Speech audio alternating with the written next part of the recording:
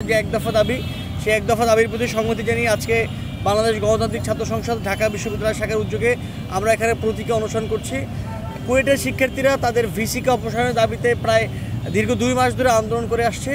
আমরা দেখছি যেই শিক্ষকের পিতাসুলভ আচরণ করার কথা ছিল, যেই ভিসির অভিভাবক সুলভ আচরণ করার কথা ছিল, সে অভিভাবক সুলভ আচরণ না করে, পিতৃসুলভ আচরণ না করে বহিরাগত ভাড়াটে বিএনপি এবং যুবদলের সন্ত্রাসীদেরকে ক্যাম্পাসে নিয়ে এসে সে ছাত্রদের উপরে প্রথমত হামলা করে গত 18 ফেব্রুয়ারি। এর পরবর্তীতে ছাত্ররা যখন আন্দোলনে নামে তখন সে এই ছাত্রদেরকেই আবার বহিষ্কার করে এবং একই সঙ্গে 22 জন শিক্ষার্থীর নামে মামলা হলেও সে সেই মামলা নিয়ে একটি টু শব্দও করেনি। তার ছাত্রদের নামে কেন মামলা হলো সে ব্যাপারে সে একটি বারের জন্য জবাব দিতে চায়নি। উল্টো সে আন্দোলনরত 37 জন শিক্ষার্থীকে সিন্ডিকেট মিটিং ডেকে বহিষ্কার করেছে। আমরা কুয়েটের ভিসি ডক্টর মাসুদের এরকম প্রহসনের তীব্র নিন্দা এবং প্রতিবাদ জানাই।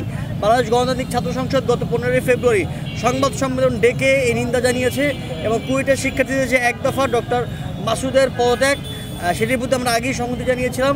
আমরা দেখেছি যে এই ডক্টর মাসুদের অপসারণের জন্য কুয়েটের প্রায় 30 জন শিক্ষার্থী জীবন মৃত্যুর সন্ধিক্ষণে থাকলেও কোনো এক অজানা শক্তির বলে কুয়েটের ভিসির কোনো কিছু হয়নি।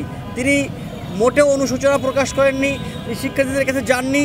তার যে কর্মকাণ্ড পিতৃসুলভ আচরণের পরিবর্তে সে যে বিরূপ আচরণ শিক্ষার্থীদের কাছে দেখিয়েছেন সেজন্য তিনি একবার জন্য অনুশোচনা করেনি।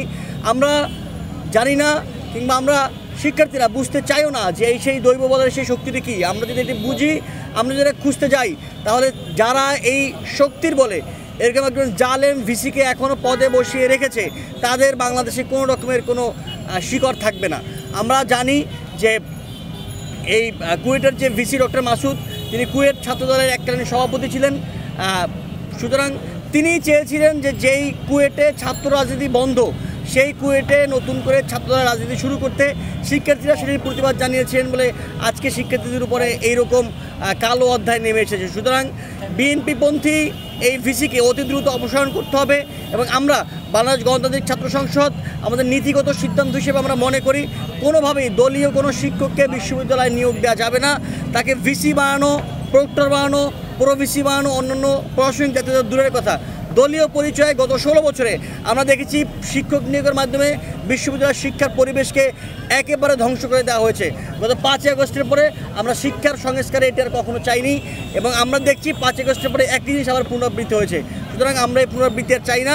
আমরা চাই অন্তর্বর্তীকালীন সরকার এবং রাষ্ট্রপতি মিলে আজ রাতের মধ্যে ডক্টর মাসুদকে অপসারণ করতে হবে, অন্যথায় কুয়েটে আমাদের যে সকল ভাইয়েরা জীবন মৃত্যুর সন্ধিক্ষণ অবস্থান করছেন, আমরা জানি ইতিমধ্যে 2 জন হসপিটালাইজড হয়েছেন, আরও অনেকে অসুস্থ হয়ে পড়ছেন। সুতরাং আমাদের কোনো ভাইয়ের যদি একটু ক্ষতি হয়, কারো যদি শারীরিক অবস্থা একটু অবনতি হয়, আমরা সারা বাংলাদেশের সকল ছাত্র সমাজকে নিয়ে এই ডক্টর মাসুদের বিরুদ্ধে আন্দোলনে নামব। সুতরাং আমরা অন্তর্বর্তীকালীন সরকারকে অনুরোধ জানাই